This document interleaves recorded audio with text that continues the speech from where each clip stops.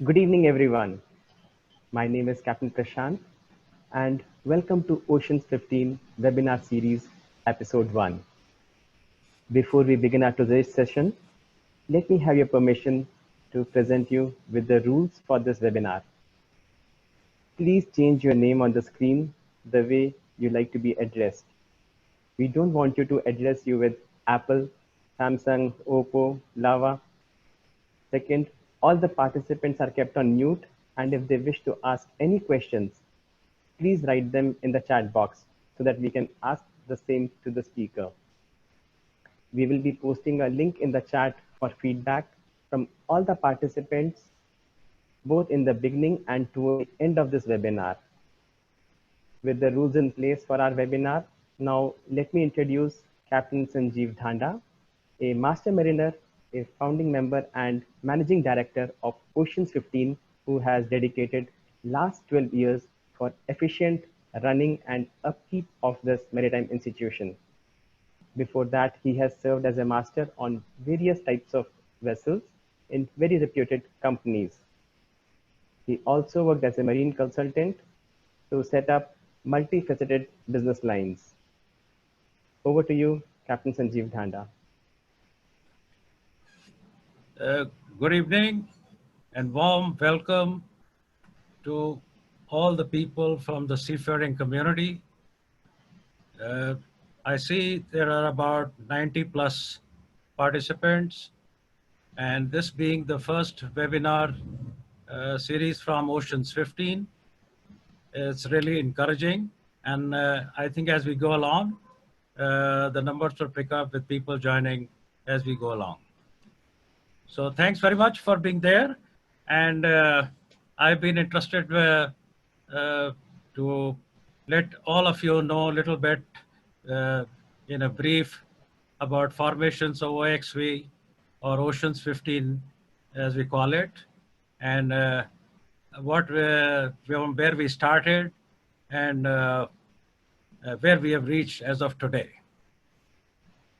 So just to give you a brief rundown, it was in 2007, November, when we batchmates, we are from Great Eastern Shipping Company, direct entry batch number 4.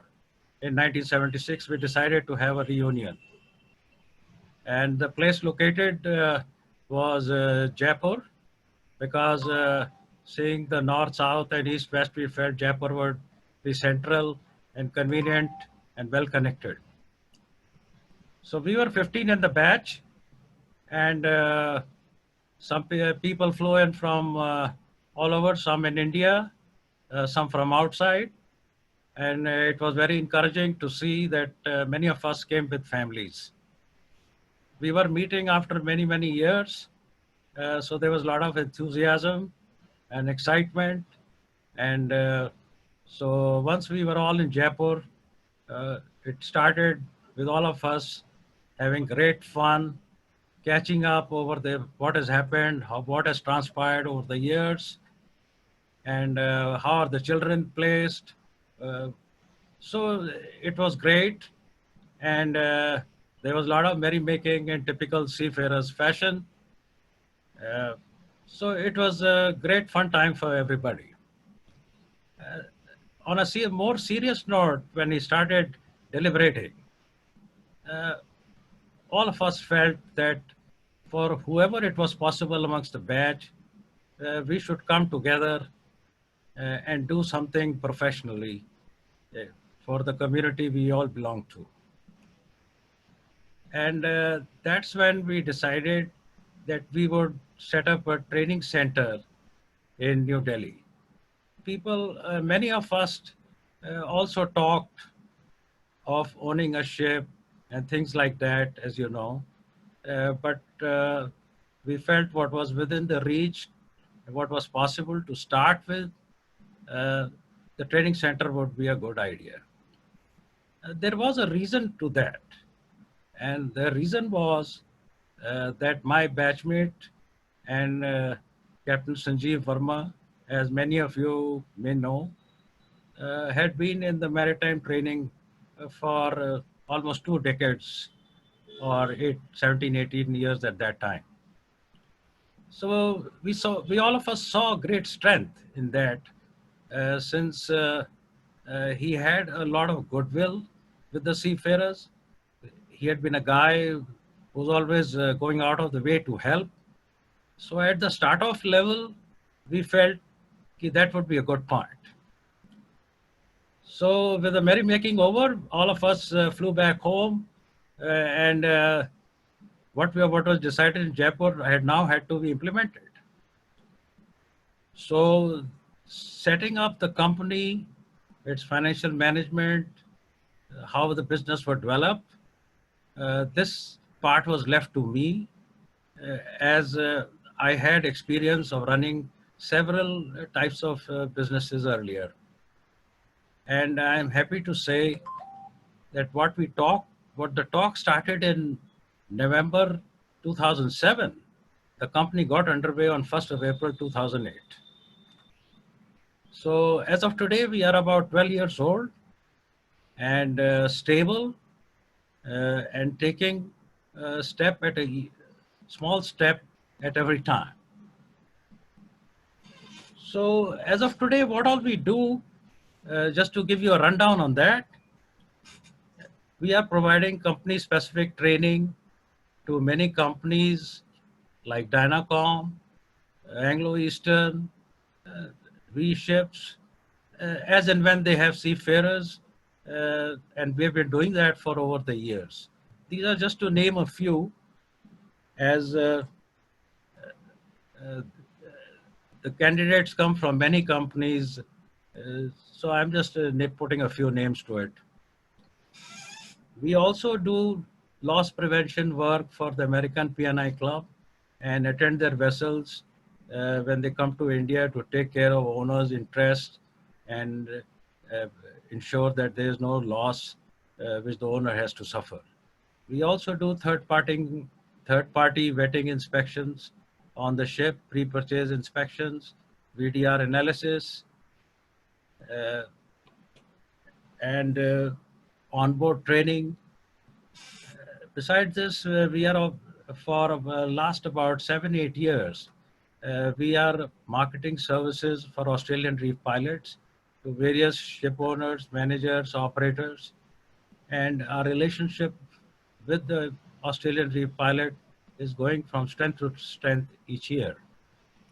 In 2010, we set up a Oceans XV Educational Trust, under which we do GMDSS course, which is approved by the Director General of Shipping. And this obviously falls under the same umbrella of Oceans 15.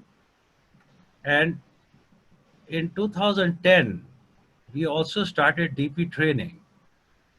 Just to let you know that at that time, we were one of the first institute in Northern India to start that. And even today, there is no other institute which gives DP training accredited by Nautical Institute London in Northern India. So we have been in DP training from 2010, that means about last eight years. This training was under JV with BV, but as of today, Oceans 15 is doing it on its own. In 2017, we set up another company called OXV Marine Services, in which we are doing ACDIS type specific training. So this is in brief what the company, from where it started and where it is now. And we have been taking, like I said earlier, small steps at times, but ensuring that we are steady and stable. Now, due to Corona and the scare of people coming to the training institute, and as all of us see, this is going to last for some time.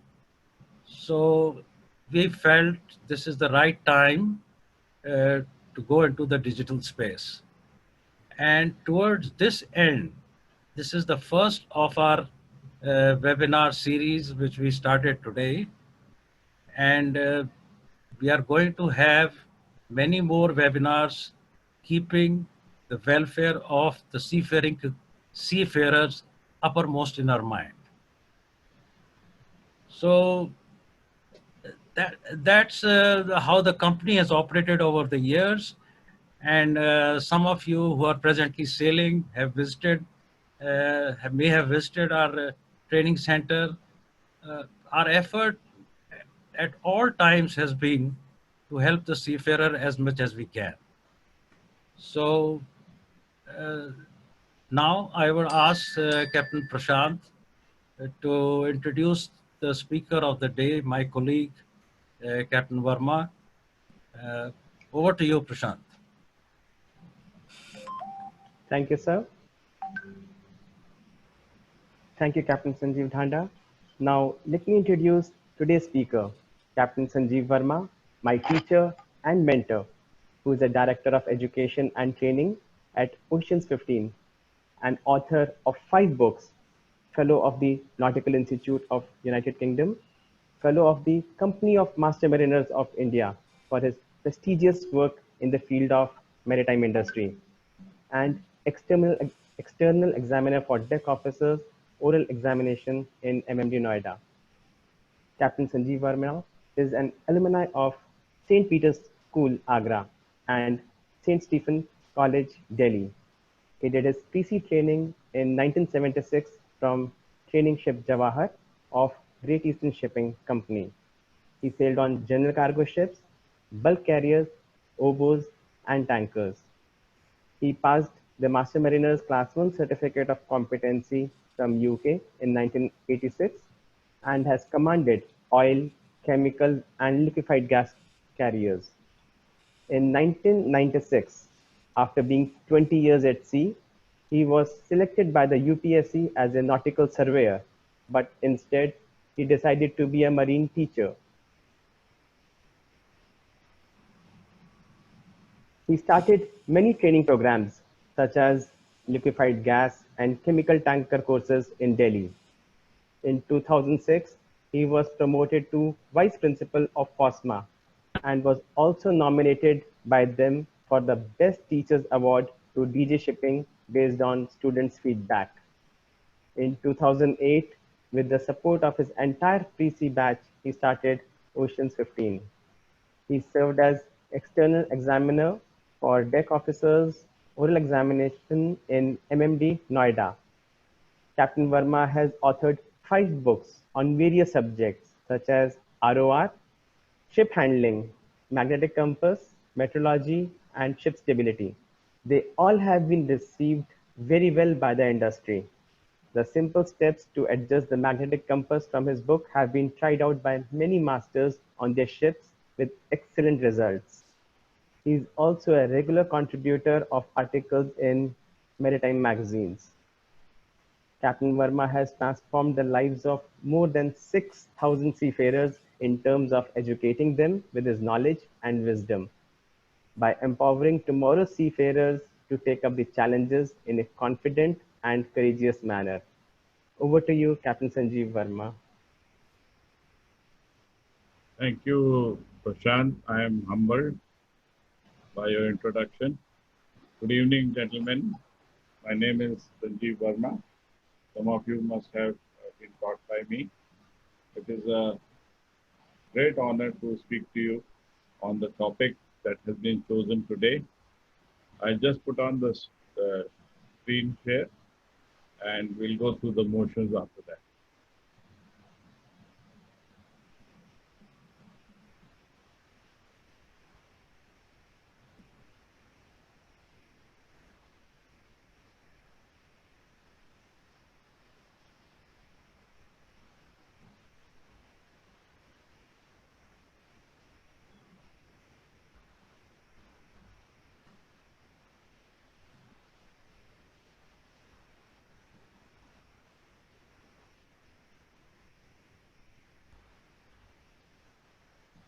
The topic that we have chosen today is opportunities for seafarers ashore. We thought a lot on what topic to choose. And we found this to be the correct topic for the time being, because in all my teaching years of more than 25 years, so many seafarers have been coming to me and asking me what we can do after we want to leave sea.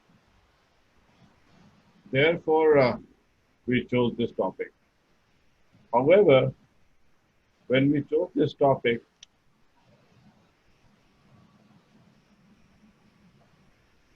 I got a few feedback, one which were very, very encouraging. One was from Mr. Sanjeev Vakil, who is presently the CEO of HIMT Chennai. And he sent me a WhatsApp saying, this is a much needed topic to be talked about. Yesterday, Captain Indresh Kharbanda, General Manager of IMC Delhi, spoke to me on the phone and said, Captain Verma, this is the need of the hour. And last night, as I was going to bed, Captain Naren Bhatt, Chairman of Suntech Maritime, said, Sanjeev, I want to give a talk in your webinars. It will benefit seafarers. Gentlemen, these are very encouraging words for anybody to start the webinar series.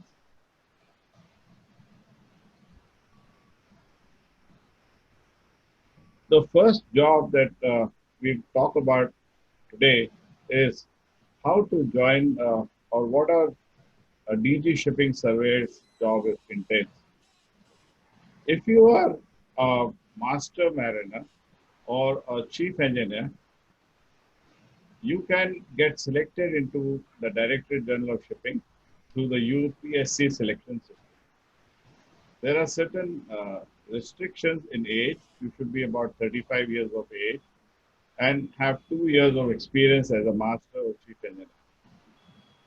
Once you are inducted into the Directorate General of Shipping, you get to do ship inspections for statutory surveys such as load line, safety equipment, safety construction, etc. You also undertake port state control inspections for the Indian flag, from the Indian side, for foreign flagships. You also are very active in certificate of competency examinations, mainly the orals, where you conduct the oral examinations in the MMDs. You also take part in court cases on behalf of DG Shipping, right up to Supreme Court. There's so many cases that the DG has to go to court for. You also get to attend IMO meetings all over the world, including STCW, SOLAS, MARPOL meetings. The maximum that you can go up in rank is Nautical Advisor to the Government of India, where you advise the Shipping Minister, or the Chief Examiner of Engineers, who also advises to the DG Shipping, the Shipping Minister.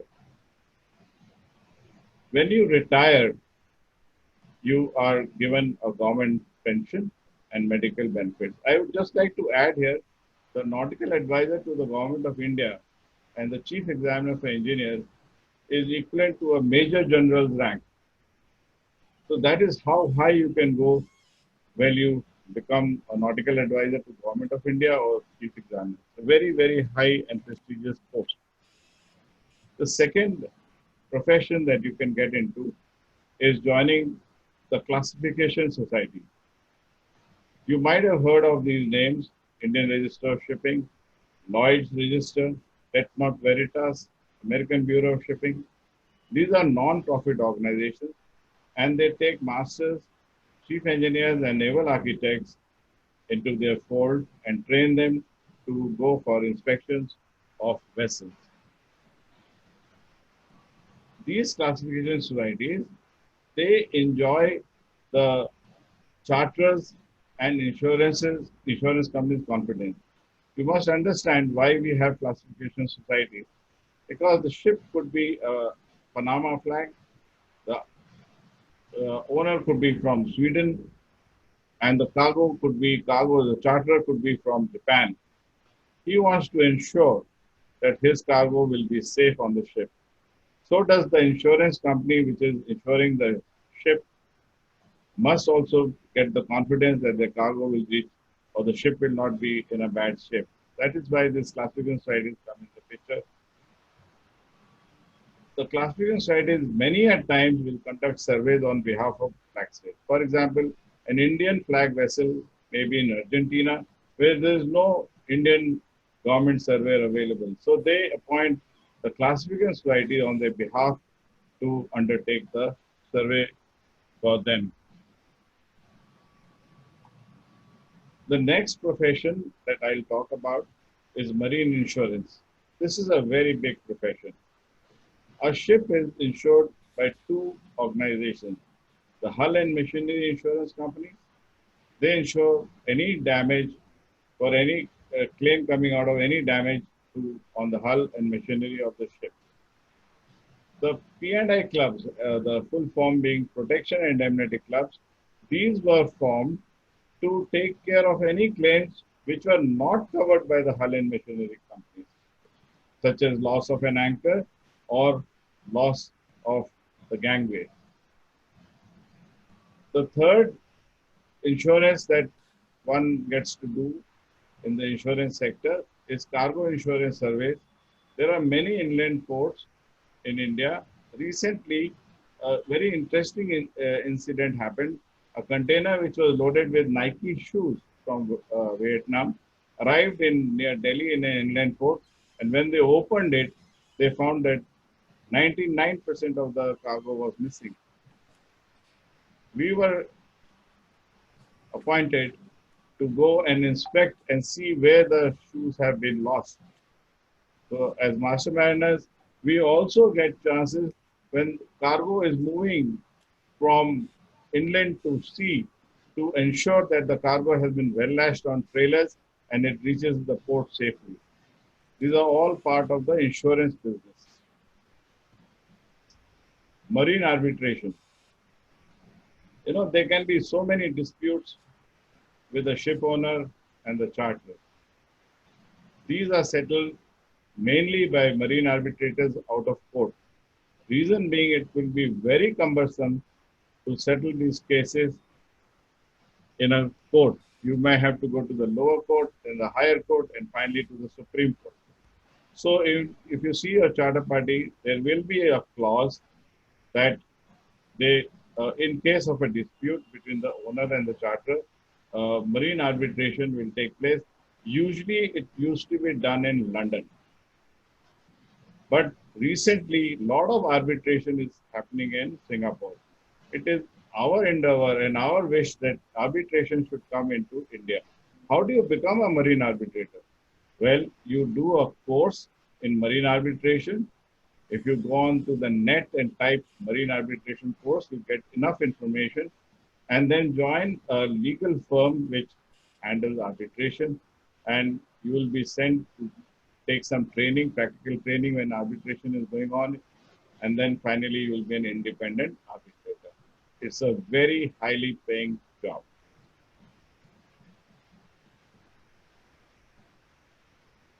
Ship chartering and broking. Ship chartering started very interestingly in the 17th century in a small coffee house called the Lloyd's Coffee House in London, where the charterer and the ship owner would meet over a cup of coffee and discuss the freights, etc., and the chartering would happen. Today, chartering is done in a very different way. Chartering companies, broking companies will be, India is one of the hubs of these companies. I wouldn't say that all chartering of the world is done in India, but a lot of it is done in India. In Delhi itself, which has no seaport, we have more than 75 ship chartering and broking companies, all doing quite well. You could specialize in dry cargo, bulk carriers, that is, or wet cargo, that is tankers, chemical tankers, gas tankers, etc. You will have to understand the Baltic Freight Exchange and the world scale, and also undertake late time calculations. So how do you get into ship chartering and broking? Well, there's a course which is available online, and you get a diploma called the Masters in, a member of the Institute of Ship charterers, and then you join a ship chartering and broking company, learn the job, and grow up. It is a very highly paying profession once you are reaching the mid level. Lot of ship captains have opened their own companies of ship chartering and broking and are doing rather well.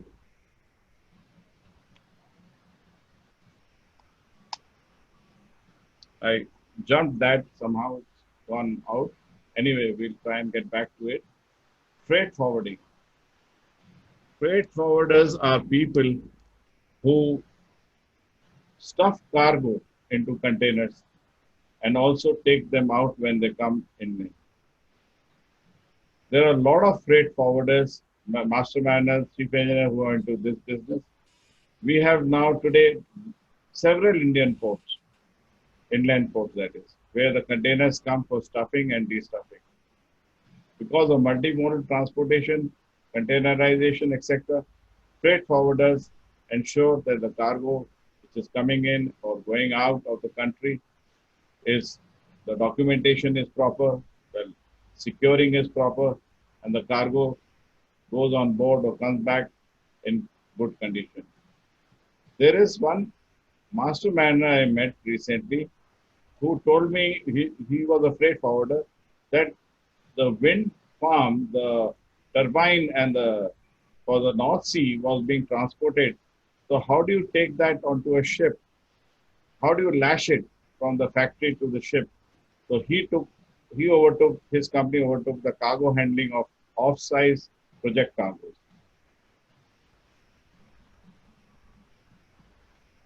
Shipping agency. You might have seen the ship agent coming on board. These agencies handle the inward clearances of the vessel when she comes into port. A lot of paperwork is involved. They arrange for the pilot, they arrange for the berth, they arrange for the customs, immigration.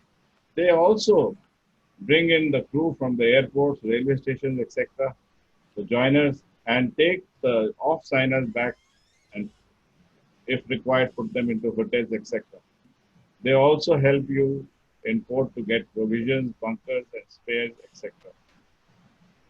A lot of dues have to be paid when the ship is in port. So they arrange the port dues to be paid and clear the vessel outward. It's many master mariners are running their own shipping agencies in Indian ports, etc. Ship management. Earlier, ships were run by the ship owners themselves, but more and more owners are keen to give the ship for management to an independent ship manager. They supply mainly the crew and officers, but over a period of time, they have started to technically look after the vessel. That is the maintenance of the ship, the engine maintenance, and the deck maintenance too. You might have heard of big ship management companies from abroad, which are taking in Indians. There's the Anglo-Eastern and Wallens and others. And in India itself, Suntech and Great Eastern, I just read in the newspaper that Great Eastern has now independently set up a unit for managing ship for other owners. Many captains have started their own, some chief engineers too, their own ship management companies. You can work for a ship management company or you can start your own once you know how to go about it. Maritime law. This is interesting. There are very, very few maritime lawyers in India who are qualified. If you have a master's certificate of competency or a chief engineer certificate, you can straight away do LLM, that is Masters of Law, in specializing in maritime law. You don't need to do LLB, that is Bachelor's of Law. Recently, Gujarat Maritime University has opened up and they have tied up with the National Law School in Ahmedabad, and they are providing LLM maritime law to master mariners and chief engineers. Or you can go to Malta, where the International Maritime Organization, IMO, has a big college for maritime law. They take master mariners and chief mariners. So if you can afford, you can go there too.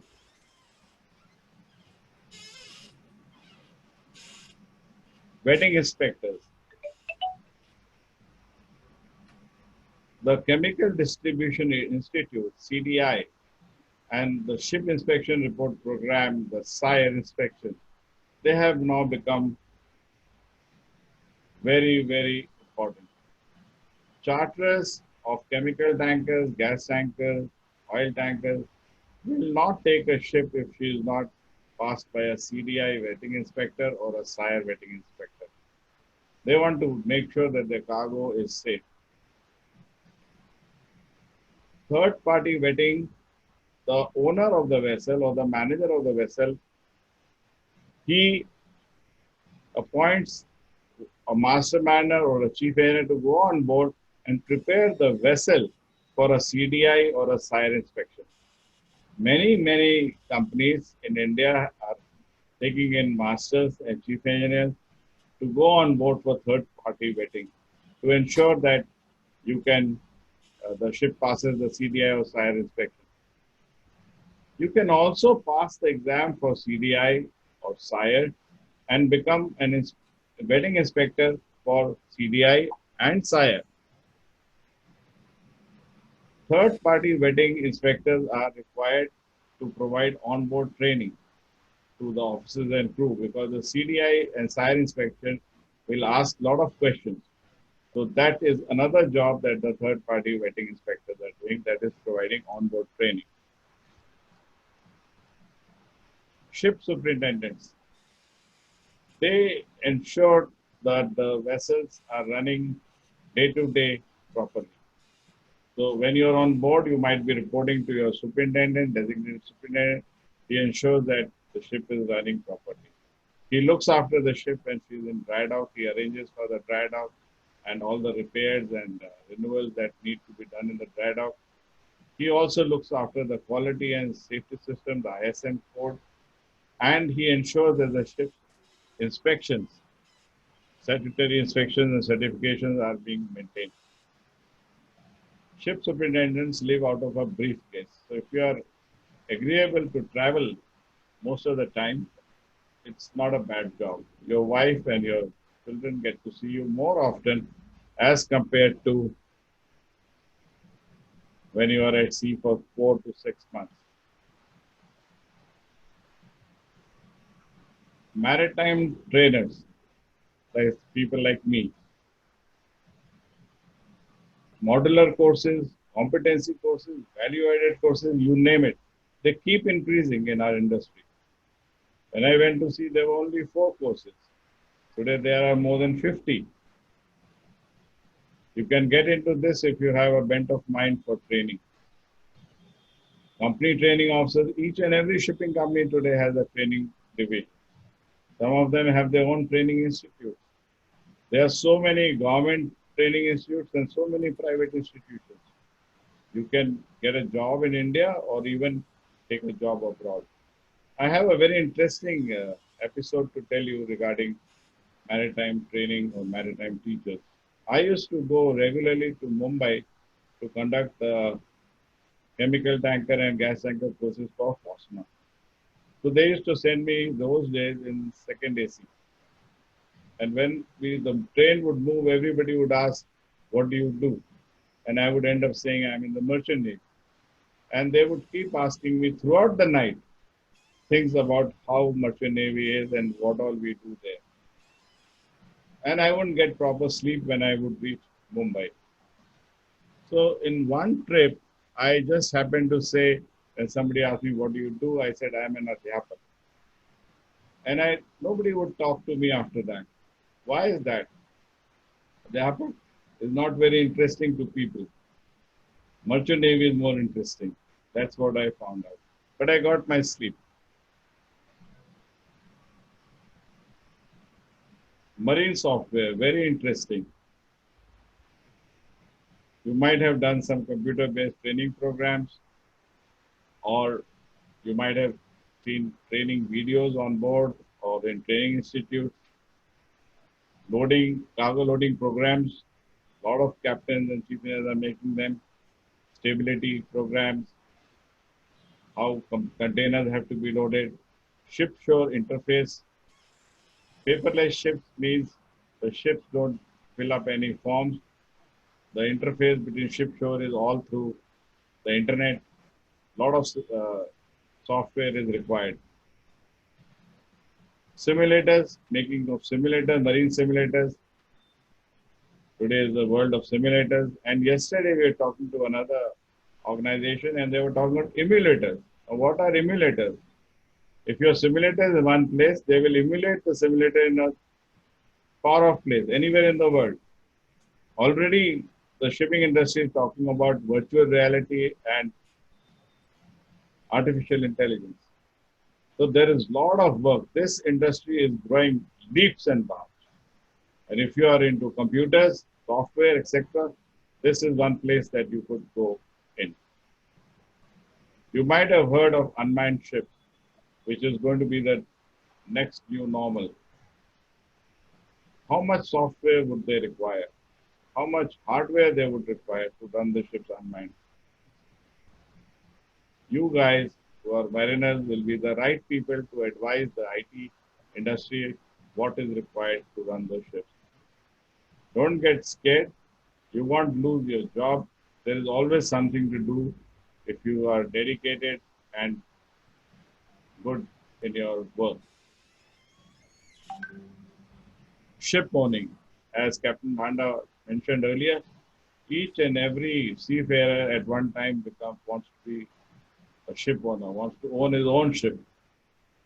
You must have risk-taking capability.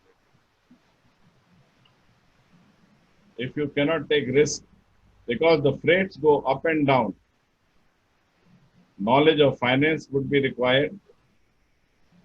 And I asked a young mariner who had become a ship owner, what do you need to be one? He said, I need a cowboy attitude because I am ready to lose everything and gain everything. So it's like a yo-yo life.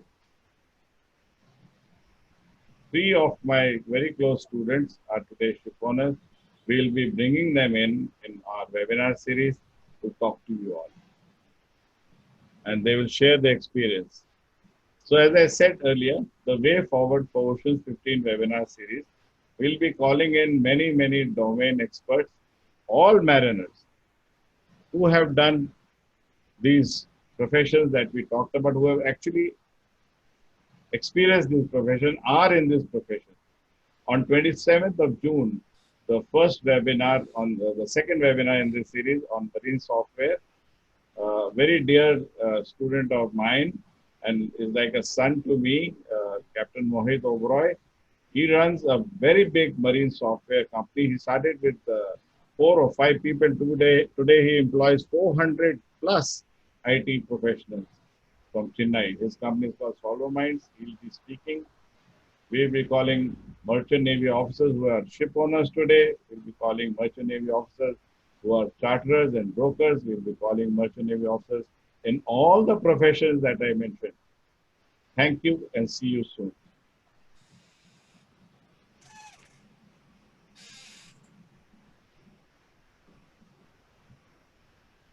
Thank you, sir. Thank you, Captain Sanjeev Verma. Now, before we proceed to question and answer session, there is a link posted in the chat for our feedback. Okay, let's begin with our question and answer session.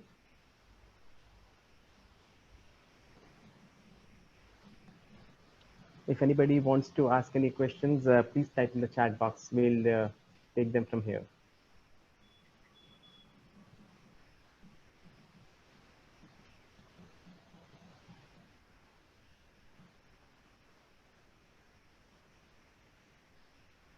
Or in case if somebody wants to share any feedback, they can even raise their hands.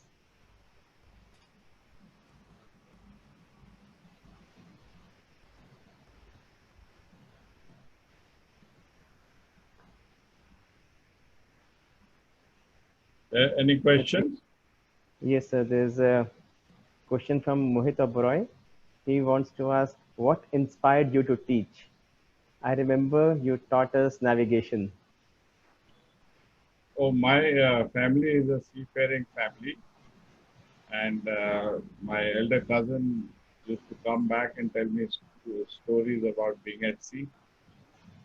And the other thing that told me to go, that I wanted to go to sea was to see the other countries, which was in my time not very easy to go.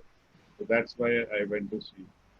And once I got on board, I never thought I would ever leave sailing. I just took to it like a duck.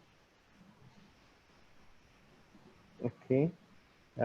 Thank you, sir. And this Mr. Vipul Mehta, he wants to ask what are the suggested shore job opportunities for junior deck officers? Okay, very good question. If you have a master's license or a chieftain license, you are more acceptable ashore. But that doesn't mean that a junior deck officer cannot do anything. A very close student of mine, Sandeep Virdi, has recently joined. He has got a mate's license, sailed I think as a second mate. He's today working in the chartering broking house Noble by the name Noble in Bangalore. So that's one profession where they don't mind junior officers getting it, especially if you're a deck officer. Okay, sir. And Mr. Manoj Kumar Kalamega, he wants to ask, can you please elaborate on the LLM in GMU, Gujarat Maritime University, sir? Okay, LLM stands for Masters in Law. You don't really need an LLB. If you have one, that's very good. Then you can go into court and argue the case. But if you don't have and you're just got LLM degree, then you advise uh, the law firm because they don't know, the lawyers don't know about the ship and the shipping. So they want to know from you the more in-depth knowledge about the shipping and connected to law, of course. Now, Gujarat Maritime University is a new university. They wanted to start, they're doing other courses, which you can check on the net. But they have started LLM in maritime law recently in collaboration with the National Law University of Gujarat, which is a very prestigious university. Anything else he would like to ask? It's, I think, a Uh, 2 year course. It's a 2 year full-time course.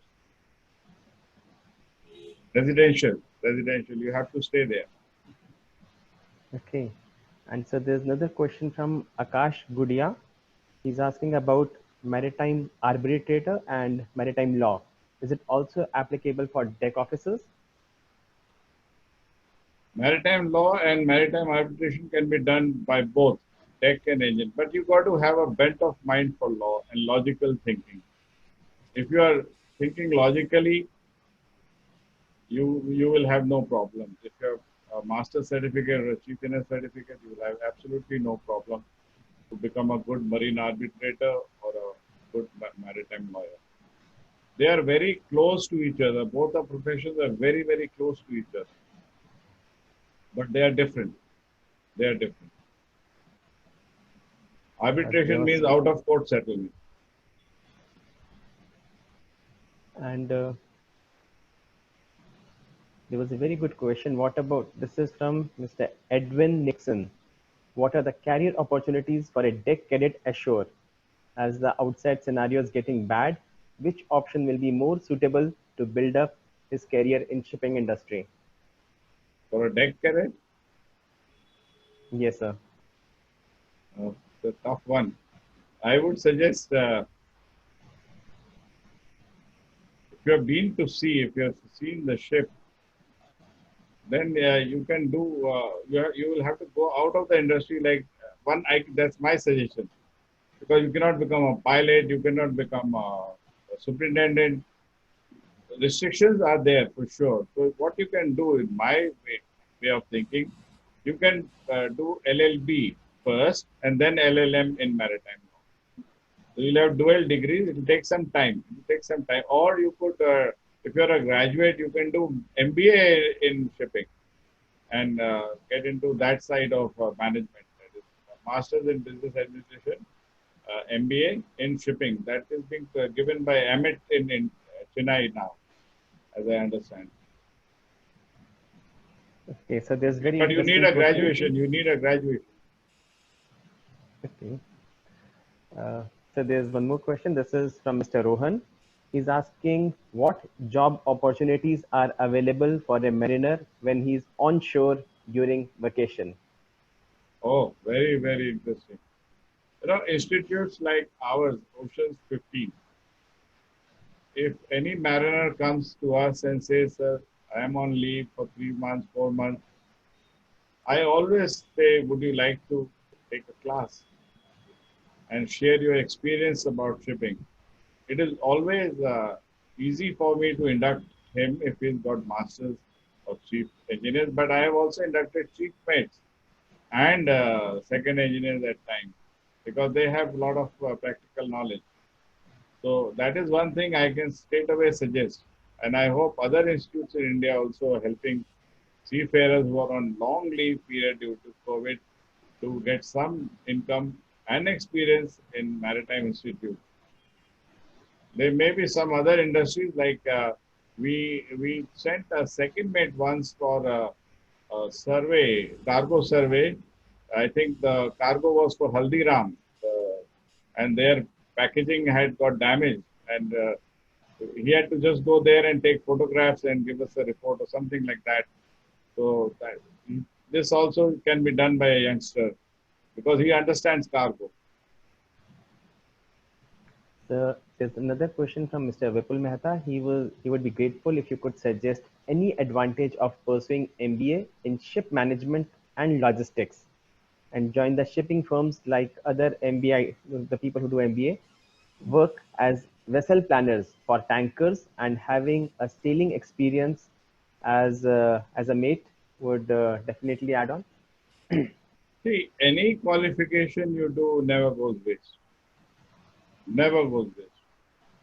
I put this question to many seafarers that if you have, say, 30 lakh rupees kept in your bank of sailing, what will you do? And most of them say, we'll buy property, we'll buy gold, we'll buy shares, we'll buy mutual funds.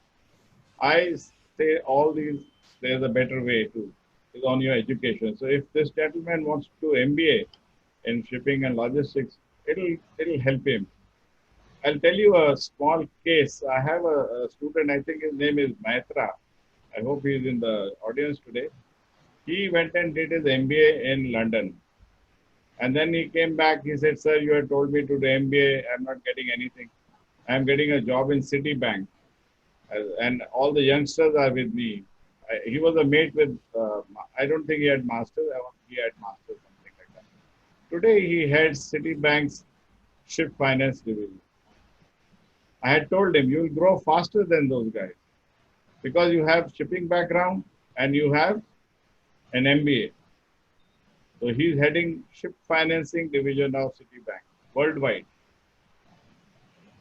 So you So, rightly you know, suggested. the problem with seafarers is when they come down ashore, they want to be at the same level that they left sea. That's not possible. You have to start little low. You cannot get the same salary, but your life will become better in the long run. And you grow. You grow. Definitely you grow.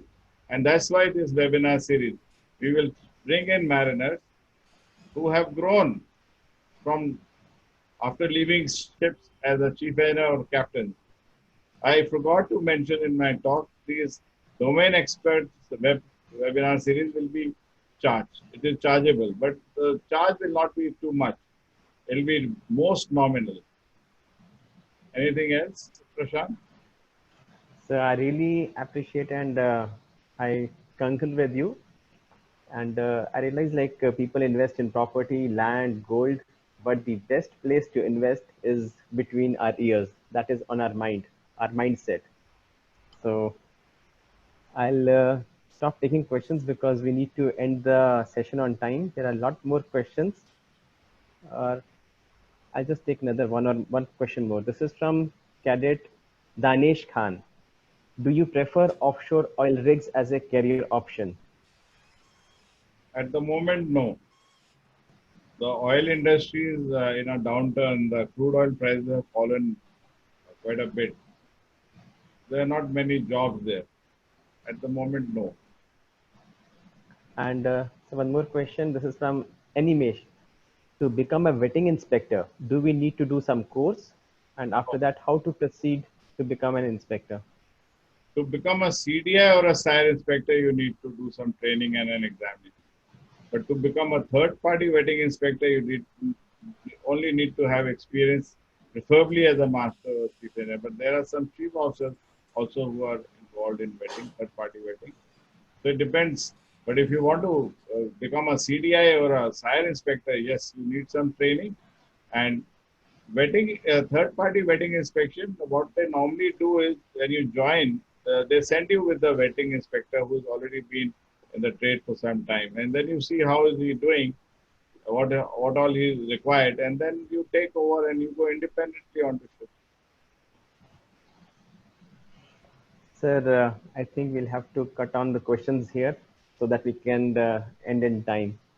There are a lot more questions flowing in, but I'll stop them over here now. And what we can do is we can respond to them later on. Okay, fine. Okay. Thank you, Captain Sanjeev Verma, for sharing your wisdom, knowledge, and giving your precious time and energy to all of us. You have been a great contributor to our seafaring community. Let me call on Captain Sanjeev Dhanda again to give a vote of thanks. Over to you, Captain Sanjeev Dhanda. So I hope all of you present in this webinar found whatever we planned interesting, and it's going to get better, more interesting, more informative with details. As my colleague said, once the domain experts speak, they will let you know how they grew over the years, what precautions you should take, maybe they faltered somewhere. So it will be a great learning opportunity for you, you all, and you will have one-to-one interaction as you just had with my colleague. So I think this will be very informative and a good way to spend time and learn and decide as we go along. On behalf of Oceans 15, it's now time to thank all from the seafaring community who attended the Oceans XV webinar, who took time out to come and be present here. Seeing the support from all of you for the first webinar further reinforces our resolve to always keep working for seafarer benefit. I would take this opportunity to thank Captain Prashant, who, as you may not know, is presently in Abu Dhabi. He works as a warranty surveyor with London Offshore Consultant. He's been of great help. Thanks, Prashant, for all what you have done. I'd like to thank Mr. Ashwini Saida from our IT team. They've put in a lot of work to get this going. So thank you very much. Thank you to all the other Ocean 15 members for their constructive criticism. As we got this off the floor, that's been very helpful. And I'm quite sure, as I said earlier, the future webinars would be very informative, interesting, and I hope we expect that you will participate, and we look forward to your continued support. Over to Prashant for the final closing comments. Thank you. Thank you, Captain Sanjeev Dhanda, for your vote of thanks and gratitude with a lovely smile. That brings us to the end of the session. We respect everyone's time. Thank you for spending your time, energy, and focusing your attention towards your learning and development with Oceans 15. Next week, we will bring you another host with a vast sea of wisdom and knowledge. Here, he will share his journey and the process which helped him to reach the pinnacle of his success in his career. For our continuous improvement on the quality of our future webinars, please do share your feedback by clicking the link in the chat box. And I apologize to all the people who have not been able to enter the webinar because of some technical glitch. I apologize personally on behalf of OXV and myself. And thank you everyone, and see you again on 27th June with another power-packed webinar from Oceans 15. This is Captain Prashant Sharma signing off from Abu Dhabi. Thank you and bye.